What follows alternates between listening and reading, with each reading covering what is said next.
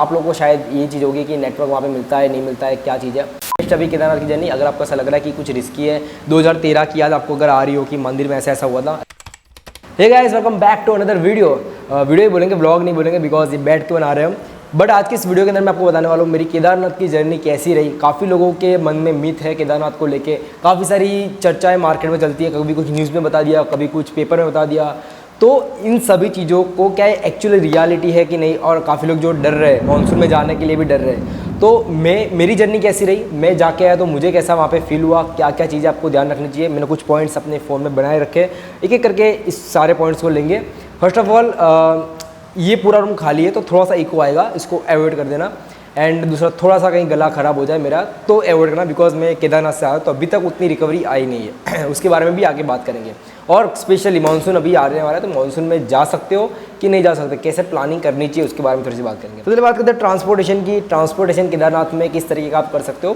पहली चीज़, या तो आप खुद से जा सकते हो, और दूसरी चीज़, या तो आप कोई टूर एंड ट्रैवल जाओ। आई पर्सनली रिकमेंड कि अगर आप जा रहे हो, पहली बार जा रहे हो, तो कोई टूर्स एंड ट्रैवल्स के साथ जाओ, इससे काफ़ी सारे बेनिफिट्स हो जाएंगे आपके। मैं आगे इसके ऊपर डिस्कस करूंगा। अगर खुद से जा रहे हो तो भी कोई दिक्कत वाली बात नहीं है, खुद से जा सकते हो। बट खुद में क्या है कि आपको खुद सारी चीज़ें मैनेज करनी पड़ती है। वहाँ का पासिंग, ई पास जो बनाना होता है, सब कुछ आपको खुद मैनेज करना होता है। तो बेटर है कि आप किसी टूर्स एंड ट्रैवल्स जाओ तो वो बेटर रहता है। बट टूर्स एंड ट्रैवल्स के भी कुछ प्रोएंस कौन से कि वहाँ पे आपको सडनली उठना पड़ेगा, सडनली भागना पड़ेगा, कभी मतलब उनके टाइम के हिसाब से चलना पड़ेगा। अगर आपको जल्दी नहीं उठना है तो कोई बात नहीं यार, हम अपने हिसाब से निकलेंगे। तो ये बात होगी ट्रांसपोर्टेशन की। अब दूसरी बात कि आप वहाँ पे पहुँच गए, उसके बाद आपको वहाँ पे जो नीचे की साइड है उसको बोलते हैं सोनप्रयाग, और सोनप्रयाग से आपको गौरीकुंड जाना होता है। तो सोनप्रयाग से गौरीकुंड का जो रास्ता है वो उनके पर्सनल, मतलब उस जगह के लोकल ट्रांसपोर्ट से जाना पड़ता है। उसकी कॉस्टिंग कुछ 50 रुपये है। 50 रुपये में आपको गौरीकुंड टू सोनप्रयाग सोनप्रयाग टू गौरीकुंड आपको वो लोग छोड़ देंगे। यहाँ पे चीज़ ये मैं मेंशन करना चाहूँगा कि आप लोग में से काफ़ी लोग ऐसे होंगे जो ये सोचेंगे कि 3 किलोमीटर का रास्ता है तो हम पैदल ही चले जाते हैं। बट एक चीज़, पहाड़ों पे किलोमीटर्स अलग तरीके से काउंट होते हैं। तो 3 किलोमीटर वो पहाड़ों पे बहुत ज़्यादा हो जाते हैं। तो इसी वजह से आप अगर चल के जाने की सोच रहे हो तो जा सकते हो अगर आपका स्टेमिना है तो। लेकिन यहाँ पे एक चीज़ और है कि जो सोनप्रयाग से गाड़ी जो निकल के जाती है वो सीधा गौरीकुंड ही खत्म होती है। बीच में अगर आपने किसी को भी हाथ दिखाया तो वो कोई भी खड़ी नहीं, बिकॉज गाड़ी यहाँ से पैक होकर जाती है और वहाँ पे ही सीधा गाड़ी, मतलब सारा कुछ 12 लोगों की पूरी जीप होती है, वो सारे के सारे 12 लोग यहाँ से निकलते हैं और वहाँ पे खाली होते हैं। बीच में कोई भी बंदे को अगर कोई भी जगह मतलब चाहिए तो वहाँ पे नहीं मिलेगी, क्योंकि वो लोग मतलब लेंगे ही नहीं आपको। तो बेटर है कि आप अगर चल रहे हो तो चल सकते हो, पर एंड तक चलना पड़ेगा, या तो फिर आपको नीचे से ही 50 रुपये में, मुझे 50 रुपये काफ़ी लो कॉस्ट लगता है, तो आप वहाँ से जा सकते हो। अब बात करते हैं जब आप गौरीकुंड पहुँच जाते हो, ऊपर की साइड आप पहुँच जाते हो, वहाँ से आपको घोड़े वाले, पिट्ठू वाले और आप सारी जो चीज़ें, हेलीकॉप्टर्स नहीं मिलेंगे, बिकॉज हेलीकॉप्टर का बुकिंग कुछ साल से हो, मतलब 6 महीने साल भर से चालू हो जाता है। तो अगर आप जाने की सोच रहे हो तो 1 आध साल पहले से आप हेलीकॉप्टर की कॉस्टिंग बहुत ही कम है, 4,500 के आसपास हेलीकॉप्टर की कॉस्टिंग है जाने और आने दोनों के। तो अभी हेलीकॉप्टर को साइड पे करते हैं। पहली बात कि घोड़े पे अगर आप जाना चाहते हो तो घोड़े की जो कॉस्टिंग है वो कुछ 2500 रुपये नीचे से लेके ऊपर तक। जब ऊपर घोड़ा पड़ा हुआ है, केदारनाथ मंदिर के 1.5 किलोमीटर दूर घोड़ा पड़ा हुआ आता है, तो वहाँ पे आप घोड़ा पड़ाव के लिए 2,500 रुपये आप नीचे से ऊपर तक की कर सकते हो। यहाँ पे एक और एक ट्विस्ट है, 2 चीज़ें, एक तो होते हैं प्राइवेट, दूसरे होते हैं कि जो गवर्नमेंट की जो पावती भी जिसको बोलते हैं, तो गवर्नमेंट की जो चिट्ठी है उसको फाड़ के करते हैं। तो जो गवर्नमेंट चिट को पावती को फाड़ के करते हैं उसमें आपको जो रेट वहाँ पे लिखा है उतना ही रेट लेंगे, यानी 2,500 लिखा है तो 2,500 ही लेंगे। लेकिन आप कहीं भी बीच में से किसी को पकड़ोगे तो वो अपने हिसाब से रेट बताएगा कि यार 3,000, 4,000, 5,000, तो अपने हिसाब से रेट बताएगा। तो बेटर है कि आप जो वहाँ पे पावती फाड़ के जो रूल्स एंड रेगुलेशन है उसको फॉलो करके आप जाओ तो आपको सस्ता भी पड़ेगा। यहाँ पे एक और चीज़ है, घोड़ा कैसे सिलेक्ट करो, क्योंकि मेन चीज़ आती है। छोटी छोटी चीज़ें मैं यहाँ पे कवर करूँगा बिकॉज बहुत ही इंपॉर्टेंट है ये छोटी छोटी चीज़ें। घोड़ा कैसे सिलेक्ट करोगे, उसको पहले ही बोल देना है कि घोड़ा जो है वो सही होना चाहिए, मतलब वो घोड़ा मतलब शांत होना चाहिए। दूसरी चीज़ कि वो भी जो भी घोड़ा सिलेक्ट करे उस घोड़े के मुंह से उसने रस्सी नहीं निकालनी चाहिए। 2 तरीके के होते हैं, पहला होता है जो घोड़ा शांत होता है, जो अपने हिसाब से चलता है, अपने आप चलता है और वो शांत होता है, और दूसरा ये होता है कि इसको खींच के वो लोग लेके जाते हैं, जिसके मुंह से चेन या फिर रस्सी उन लोगों ने लगा के रखी होती है, तो उसको पकड़ के वो लोग खींच के लेके जाते हैं। अब ये वाला जो घोड़ा है वो कहीं भी कभी भी बिगड़ सकता है, तो वो रिस्की हो जाता है कामकाज। तो इसी वजह से आपको डेफिनेटली कि ऐसे घोड़े को पसंद करना है जो घोड़ा शांत हो, और उसको ये चीज़ बोल देना है। मैं पर्सनली आधे तो नहीं बोलूँगा, 3 किलोमीटर चल के गया था, भीमपुरा करके बीच में आता है, भीमपुरा या कुछ भीम करके कुछ आता है, तो वहाँ तक मैं चल के गया था। वहाँ पे मेरे पीछे कंधे पे 7 kg की बैग थी, और 7 kg की बैग उठा के मैं लेके गया था। तो पहली चीज़ कि अगर आप कोई भी सामान कैरी कर रहे हो तो बहुत ही मिनिमल करो, कुछ ज़्यादा उतनी चीज़ें नहीं है। रेनकोट्स, पहुँचो, ये सब चीज़ें आप थोड़ा सा कैरी करके जाओ, और कुछ चीज़ें ज़्यादा चाहिए नहीं। मैं तो 7 kg के लेके गया था, मैं आधे तक गया, उसके बाद मैं थक गया क्योंकि बैग इतनी भारी थी। तो मैं ऊपर जाते जाते मतलब 3 किलोमीटर के आसपास चढ़ा, उसके बाद मैंने घोड़ा ले लिया। ये चीज़ है कि अगर आप ऊपर जा रहे हो, बीच में से आपको घोड़ा चाहिए तो घोड़ा मिल जाएगा, बट उसमें भी एक चीज़ है कि प्राइवेट और पर्सनल। प्राइवेट में आपको ज़्यादा मिलेंगे, पर्सनल में आपको थोड़ा कम दाम होगा। हमने पर्सनल लिया, सॉरी हमने प्राइवेट लिया था क्योंकि हमें पता नहीं था कि बीच में भी एक पावती फाटते, मतलब पावती से काम होता है। मैंने 500 मीटर दूर से घोड़ा लिया और 500 मीटर बाद हमें पता चला कि वहाँ पे ऑलरेडी एक गवर्नमेंट का वही पावती वाला सिस्टम है, जहाँ पे 1440 रुपये में आपको बीच में से आपको ऊपर तक जाने के 1440 रुपये होते हैं। लेकिन हमने लिया था 2000, भी बार्गेनिंग करवा के। 3000 बोल रहा था, हमने बार्गेनिंग करवा के 2000 किया, लेकिन आगे जाकर पता चला कि बीच में से ये चीज़ होती है। तो अगर बीच में से भी घोड़ा चाहिए, बीच में यानी सिर्फ भीमपुरा के आसपास ये एक घोड़ा स्टैंड है, वहाँ से आप कर सकते हो। उसके बाद कोई यहाँ पे कोई घोड़ा वाला नहीं है, तो वहाँ से आप, बाकी सिर्फ प्राइवेट होते हैं और पिट्ठू वाले होते हैं, बीच बीच में घूमते हैं। और एक चीज़, अगर आप बीच रास्ते में अगर इमरजेंसी आ जाती है, कभी आपको वॉशरूम जाना है या फिर टॉयलेट बाथरूम जाना है, तो बीच में आपको टेंट्स वगैरह मिल जाएंगे। लेकिन कब? जब थोड़ा आप ऊपर जाओगे तब। नीचे की साइड नहीं मिलेगा, ऊपर की साइड आपको टेंट वगैरह बीच बीच में मिल जाएंगे। दूसरी चीज़, वहाँ पे बैठने की जगह नहीं है। आप चल के जा रहे हो तो आप आराम से धीरे धीरे जाओ, लेकिन वहाँ पे बैठने की जगह नहीं है। बैठने की स्टार्टिंग में मिल जाएगी, लेकिन उसके बाद बैठने की जगह आपको नहीं मिलेगी। ओके, काफ़ी सारी बातें हो गई। अब बात करते हैं मेन चीज़ के पे। हमने 2:30 बजे से चढ़ाई स्टार्ट करी थी और 2:30 बजे से हमने चढ़ना स्टार्ट किया, तो हम घोड़े को लेके हम 12 बजे या 1 बजे आप वहाँ पे पहुँचे। अगर आप चल के जा रहे हो तो 2:30 बजे से आप स्टार्ट करोगे तो आप शाम के 6 बजे के आसपास वहाँ पे पहुँचोगे, क्योंकि चढ़ाई 12,500 फीट की है। 12,500 फीट बहुत ही ऊपर होता है। बीच में आपको कहीं पे रेस्ट वगैरह नहीं मिलेगा, थोड़ा थोड़ा रेस्ट ले सकते हो, लेकिन मैंने बोला बैठने की जगह वहाँ पे नहीं है। तो स्टार्टिंग में मिल जाएगी, उसके बाद बैठने की जगह नहीं मिलेगी। स्टार्टिंग में काफ़ी सारी चीज़ें हैं जहाँ पर आप बैठ सकते हो, बट उसके बाद नहीं मिलेगी। और एक चीज़ यहाँ पे कि मैं पर्सनली ये आपको सजेस्ट करता हूँ, अगर आप मुझे पूछ रहे हो कि घोड़ा लेना चाहिए या पिट्ठू लेना, या फिर चल के जाना चाहिए, पिट्ठू ले सकते हो आप अपनी मर्जी के हिसाब से, लेकिन घोड़ा और चलने के बीच में मैं ये रिकमेंड करता हूँ आपको कि आप घोड़ा ले लो। रीज़न इज़ दैट कि चढ़ने के टाइम में घोड़ा रिस्की नहीं है। चढ़ने के टाइम आराम से चढ़ सकते हो, घोड़ा भी कोई दिक्कत वाली बात नहीं है, आराम से घोड़ा चढ़ जाएगा। उतरने के टाइम घोड़ा मत लो। उतरने के टाइम मैं क्लिप आगे डाल दूंगा कि घोड़ा फिसलता है। चढ़ने के टाइम आप घोड़ा ले सकते हो। इसका रीज़न ये है कि अभी केदारनाथ में नया रूट बना है जो कि 22 किलोमीटर का है। पहले का जो रूट था वो 16 किलोमीटर का था। अब ये जो रूट है 22 किलोमीटर का, उसमें जिगजैग वगैरह है, बट जो रास्ता है वो चौड़ा है। रास्ते में कोई दिक्कत नहीं, रास्ता काफ़ी चौड़ा है, सीमेंट का है, काफ़ी अच्छी सी डेवलपिंग, सब कुछ अच्छा है।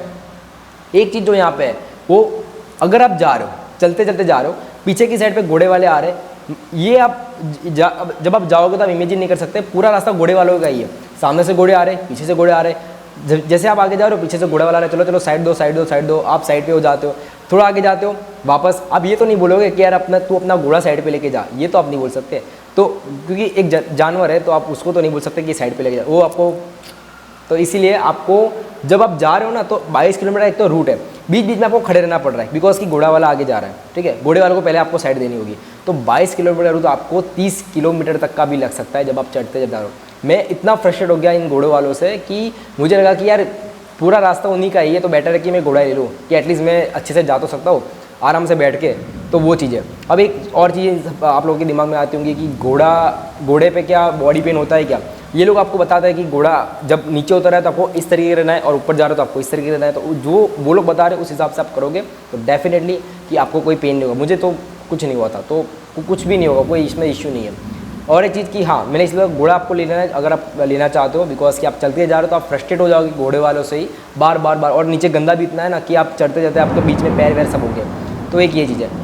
अब नेक्स्ट पॉइंट की बात करते हैं। घोड़ा हो गया, ट्रांसपोर्टेशन हो गया, फूड आपको कुछ कैरी करके जाना है। बाकी आपको फूड ऊपर मिल जाएगा, लेकिन फूड कॉस्टली मिलेगा क्योंकि पहाड़ी एरिया है। तो आपको 20 रुपये की बॉटल 40 रुपये मिलेगी। तो फूड अपने हिसाब से करना है। और एक चीज़ कि आप लोगों में से काफ़ी लोग ऐसे होंगे कि जिन लोगों ने रेनकोट्स नहीं लिया होगा, जिन लोगों ने सॉक्स नहीं लिए होंगे, हाथ के जो मोजे होते हैं वो नहीं लिए होंगे। आपको सारी चीज़ें केदारनाथ के नीचे सोनप्रयाग में आपको मिल जाएगी। सोनप्रयाग से आपको 100 रुपये में हाथ के हैंड ग्लव्स, वो भी अच्छी क्वालिटी के, पहुँचो। रेनकोट्स भी आपको मिल जाएंगे, वो भी अच्छी क्वालिटी का 200-300 रुपये में। तो अगर आप कोई भी आपको हरिद्वार में बोलता है कि ये मतलब हरिद्वार में वो जो हाथ के ग्लव्स थे मुझे 150 रुपये बोल रहा था, 100 रुपये की बात करें, लेकिन नहीं माना। हमको वही सेम ग्लव्स हमको वहाँ पे केदारनाथ में 100 रुपये के मिले। तो एक ये चीज़ है कि 100 रुपये के ग्लव्स वहाँ पे आपको मिलेगा। अगर आप कुछ भी लेके नहीं गए तो आपको सभी चीज़ें वहाँ पे मिल जाएगी। स्टिक मिल जाएगी, आपको हाथ के ग्लव्स मिल जाएंगे, प्लस आपको ये जो रेनकोट है वो मिल जाएगा। 30-30 रुपये पहुँचो मिल जाएंगे। तो पहुँचो क्या एक बार पहनना है फिर फेंक देना है, तो उस हिसाब से। हमारे टाइम पे बारिश नहीं थी, बारिश हमें बहुत ही कम फेस करनी मिली। एक ही बार हुई थी, वो भी ऊपर मंदिर के टाइम पे। बाकी कुछ नहीं हुआ। बार बार मंदिर का जो एटमॉस्फेयर है चेंज होता है, ये बात सही है, कभी भी चेंज हो जाएगा, लेकिन हमारे टाइम में उतना कुछ था नहीं, बहुत ही सेफेस्ट था। और एक चीज़, आप खुद से प्लान करो या फिर ट्रिप वालों से प्लान कर रहे हो, आप इस तरीके से प्लान करो कि वहाँ पे अमास नहीं आनी चाहिए, पूनम नहीं आनी चाहिए और सैटरडे संडे नहीं आना चाहिए, क्योंकि सैटरडे संडे जब आता है या अमास पूनम आती है तो सारी भीड़ हरिद्वार में होती है, हरिद्वार से सारी भीड़ केदारनाथ के लिए रवाना होती है। तो जब ये सारी भीड़ यहाँ पे आती है तो आपकी जो वहाँ पे रश है केदारनाथ में वो बहुत ज़्यादा हो जाता है। हमारे टाइम पे एक चीज़ अच्छी थी कि हमने ऐसा प्लान किया था कि जो अमास थी उस जगह पे हम केदारनाथ में थे और सारी भीड़ थी हरिद्वार में गंगा आरती के टाइम पे। तो हमने एक दिन पहले प्लान कर दिया कि सारी जो भीड़ है वो अमास के टाइम पे हरिद्वार में रहे, और एक दिन पहले प्लान कर दिया। इस वजह से हमें उस दिन के लिए बहुत ही कम भीड़ फेस करने के लिए, उसके अगले ही दिन मैंने देखा कि पूरा केदारनाथ मंदिर से लेके हेलीपैड तक पूरी लाइन थी। हमारे टाइम पे उतनी नहीं थी, क्योंकि हमारे टाइम पे केदारनाथ मंदिर से थोड़ा सीढ़ियाँ आती है, वहाँ तक की लाइन थी, पर दूसरे दिन इतनी लंबी लाइन थी। तो हमने ये चीज़ सोची कि, और जिस दिन अमास थी उस दिन सैटरडे भी था, तो सारी भीड़ जो होती है वो उस टाइम हरिद्वार थी, तो काफ़ी अच्छी चीज़ हो गई। तो आप उस तरीके से प्लान करो कि आप सारी भीड़ को अवॉइड करो और अच्छे से स्मार्ट डिसीजन लो। तो एक ये चीज़ है। अब बात करते हैं नेटवर्क। आप लोगों को शायद ये चीज़ होगी कि नेटवर्क वहाँ पे मिलता है नहीं मिलता है, क्या चीज़ है। नेटवर्क वहाँ पे पूरा अवेलेबल है, कोई दिक्कत नहीं है। एयरटेल बहुत ही अच्छे से काम करता है और जियो भी अच्छे से काम करता है। जियो थोड़े तक चल जाता है, बट एयरटेल बहुत ही अच्छे से काम करता है। Airtel Jio both are best, आप दोनों ही यूज़ कर सकते हो, कोई भी दिक्कत नहीं है। बीच में एक डिस्टेंस आता है, वहाँ पे एक छोटा सा वहाँ पे आपका नेटवर्क नहीं लगेगा, बट ऊपर आप जैसे जाओगे आपको मंदिर पे भी नेटवर्क लगता है, बिकॉज आप यूट्यूब पे भी देख रहे हो, काफ़ी लोग लाइव करते हैं, तो नेटवर्क का कोई इशू नहीं, नेटवर्क आराम से आपको मिल जाएगा। इवन डेवलपमेंट काफ़ी अच्छी से हुई है मंदिर के आसपास, और मंदिर की जो जगह है वो सब कुछ डेवलप हो चुका है वहाँ पे। ऐसी कोई चीज़ें नहीं है कि जहाँ पे डेवलपमेंट नहीं है। तो बहुत ही सेफेस्ट अभी केदारनाथ की जर्नी। अगर आपको ऐसा लग रहा है कि कुछ रिस्की है, 2013 की याद आपको अगर आ रही हो कि मंदिर में ऐसा हुआ था, ऐसा कुछ भी नहीं है। मेरे हिसाब से बहुत सेफ जर्नी है। जो न्यूज़पेपर में और जो अखबार में आपको मिल रहा है, थोड़ी सी बारिश हो रही है, जो न्यूज़पेपर है और जो भी अखबार में आपको आप देख रहे हो कि जहाँ पे घोड़े वाले का रेट 20,000 रुपये है, मंदिर में दर्शन बंद कर दिए, केदारनाथ मंदिर को 2-3 दिन के लिए बंद कर दिया गया, ऐसा कुछ भी नहीं था। हमारे टाइम पे सारी न्यूज़ चल रही थी, बट हमारे यहाँ पे जो हमारा जो ट्रिप वाले थे उनके लोकल गाइड्स वहाँ पे थे, उन्होंने बोला कि मंदिर सिर्फ एक दिन के लिए बंद कर दिया गया है, ज़्यादा बंद नहीं किया। और सेकेंड थिंग कि मंदिर के टाइम पर ये जो घोड़े वाले का रेट है वो कुछ बड़ा नहीं है, घोड़े वाले गवर्नमेंट के हिसाब से ही चलते हैं। तो काफ़ी सारी चीज़ें इसीलिए बनाई जाती हैं न्यूज़पेपर में और अखबार में कि आप लोग ना जाए, आप लोग अपनी टिकट कैंसिल कर दो। रश काफ़ी ज़्यादा होता है, 2-2.5 लाख की पब्लिक होती है, इसी वजह से लोगों का एक ये होता है कि बने उतनी पब्लिक वहाँ पे कम जाए, बिकॉज ज़्यादा पब्लिक जाएगी तो ज़्यादा रश होगा, तो थोड़ी सी समस्याएं उनके लिए ज़्यादा हो जाएगी। इसीलिए कि आपको जो न्यूज़ वाले हैं तो वो थोड़ा सा गुमराह करने की कोशिश करते हैं। अब नेक्स्ट बात करते हैं मेडिकल।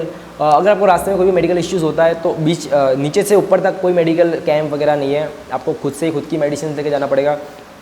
जो मेडिसिन्स वगैरह है वो आपको केदारनाथ मंदिर के आसपास, जैसे ही आप घोड़ा पड़ाव से आगे जाओगे 1.5 किलोमीटर, वहाँ पे आपको सारे मेडिकल कैंप मिल जाएंगे, आपको भंडारे भी मिल जाएंगे। काफ़ी लोग को ये होता है कि भंडारे, इवन मैं ये चीज़ बोल दूँ कि फूड जो है वो सबसे बेस्ट भंडारे में आपको मिलेगा, सबसे बेस्ट फूड में यहाँ पे कोई इशू नहीं। भंडारा इज़ द बेस्ट ऑप्शन। आपको मैंने एक भंडारा वहाँ पे अटेंड किया, 2 भंडारे मैंने अटेंड किए थे, उसमें से एक भंडारे का जो खाना था बॉस, मेरे को अपने घर के खाने की याद आ गई, उतना अच्छा टेस्ट था घर के खाने की, मतलब भंडारे के खाने का।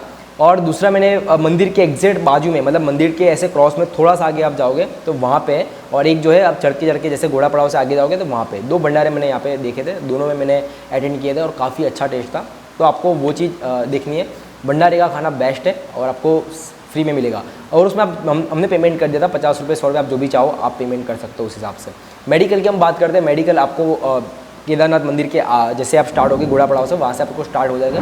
सारी मेडिसिन जेन्यून है, सारी मेडिसिन उसी हिसाब से ही आपको देंगे जिस हिसाब से आपको प्रॉब्लम हुई है। मोस्टली प्रॉब्लम क्या होता है, हाई एप्टीट्यूड की वजह से आपका सर दर्द होता है, हाई एप्टीट्यूड की वजह से आपको थोड़ा सा बुखार हो जाता है, मतलब बॉडी थोड़ी गर्म हो जाती है और आपको वॉमिटिंग वगैरह होता है।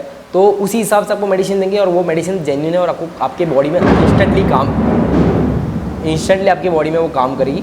तो मेडिसिन आपको अच्छे से मिल जाएगी, तो मेडिसिन का कोई इशू नहीं। बट स्टार्टिंग में नीचे से ऊपर आप जा रहे हो तो वहाँ पे किसी को ऑक्सीजन की दिक्कत है तो कपूर ले लो या फिर ऑक्सीजन का सिलेंडर ले लो, बट ऊपर ही आपको मेडिसिन वगैरह मिलेंगे। और एक चीज़ कि रूम्स, अगर आप ऐसा चाहते हो कि मुझे रूम्स वहाँ पे चाहिए तो केदारनाथ में रूम्स मिलना इज़ डिफ़िकल्ट थिंग। आपको केदारनाथ में रूम्स नहीं मिल सकते बिकॉज कि वहाँ पे काफ़ी सारे टूरिस्ट होते हैं, काफ़ी सारे टूर एंड ट्रैवलर्स ने अपने रूम्स बुक कर दिए होंगे, तो इसी वजह से रूम्स जो है वो बहुत ही कम मिलेंगे। आपको मिल गया तो काफ़ी अच्छी बात है। मानसून में मिल जाएंगे बिकॉज मानसून में रश काफ़ी कम होता है, लेकिन हमारे टाइम में रूम्स नहीं मिल रहे थे। हमारी 9 जन की ग्रुप थी, उसमें से हमको 6 जन वाला मतलब रूम हमको दिया था, हमने एडजस्ट किया था 9 जन ने। तो एक ये चीज़ है कि आपको रूम्स वगैरह आपको वहाँ पे नहीं मिलेंगे। अगर आप टूर्स एंड ट्रैवल से जा रहे हो तो डेफिनेटली वो लोग अगर अरेंज करवा रहे हैं उनके लोकल एजेंट से तो आपको आराम से मिल जाएगा, लेकिन खुद से जा रहे हो तो रूम्स मिलना थोड़ा डिफिकल्ट है। लेकिन रूम्स आपको चाहिए तो आप टूर्स एंड ट्रैवल से जाओ या फिर कोई लोकल एजेंट ढूंढ लो जो कि आपका वहाँ पे हेल्प कर सके। अब थोड़ी सी इंपॉर्टेंट चीज़ की बात करते हैं, वीडियो थोड़ा सा लंबा हो गया है। पहली चीज़ की घोड़े वालों का आप अगर जा रहे हो तो उसमें पावती फाटो, घोड़े वाले का आई कार्ड ले लो। आप उसको ऐसे ऐसे जाने मत दो, वो ऐसे चढ़ा जाएगा आपको छोड़ के कहीं ना कहीं कि नाश्ता कर लो, मैं यहाँ पे घूम के आता हूँ। बिल्कुल भी ये काम मत करो। अगर काम करोगे तो वो बूढ़ा लेके चला जाएगा, आपको कुछ पता नहीं चलेगा। तो उसका आई कार्ड वगैरह ले लो, उसका फ़ोटो ले लो, घोड़े का फ़ोटो ले लो, ये इंपॉर्टेंट चीज़ है। दूसरी चीज़ की शूज़ जो है, आप लोगों को शायद ऐसा लग रहा होगा कि शूज़ हमारे डिकैथलॉन को होना चाहिए या फिर शूज़ बहुत भारी भरकम होना चाहिए। आप इमेजिन नहीं करोगे, वहाँ पे जो पिट्ठू वाले हैं एक बंदे को उठा के लिटरली वो लोग ऊपर की मंदिर तक लेके जाते हैं। और मैं ये चीज़ देख के मैं इतना हैरान हो गया कि वो लोग शू लेस है, स्लीपर भी नहीं पहनते। कोई लोग स्लीपर पहनते हैं, कोई लोग नंगे पाँव जाते हैं। हम ये सोचते हैं कि हमके डिकैथलॉन के शूज़ चाहिए, हमको ये भारी भरकम शूज़ चाहिए। वहाँ पे उनको बिल्कुल भी वो ऐसे ही चल रहे थे और they are literally doing very hard thing. एक बंदे को पूरा उठा के ऊपर तक लेके जाना, हैट्स ऑफ फॉर देम। दूसरी चीज़ कि आप अगर शूज़ लेने की सोच रहे हो तो मैंने कैंपस के शूज़ ही उससे ही चलाया था। मैंने कोई ऐसे शूज़ नहीं लिए थे, कैंपस के शूज़ से मैं सारे ट्रैवलिंग करता हूँ। इवन मैं केदारकंठा गया था, वहाँ पे भी कैंपस के शूज़ थे। बट केदारकंठा में मैं रेकमेंड नहीं करता बिकॉज मेरी हालत टाइट हो गई थी। बट आप नॉर्मल से शूज़ जो होते हैं कैंपस के नेट वाले वो भी पहन के चढ़ सकते हो, तो कोई ज़्यादा खर्चा करने की ज़रूरत नहीं है। आप बहुत ज़्यादा पैसे वाले हो तो डेफिनेटली डिकैथलॉन वगैरह लेके जाओ, बट ऐसे ज़रूरत नहीं है। शूज़ इज़ नॉर्मल, कोई भी आप शूज़ लेके जाओ, कोई बात नहीं, कोई इशू नहीं है, आराम से जा सकते हो।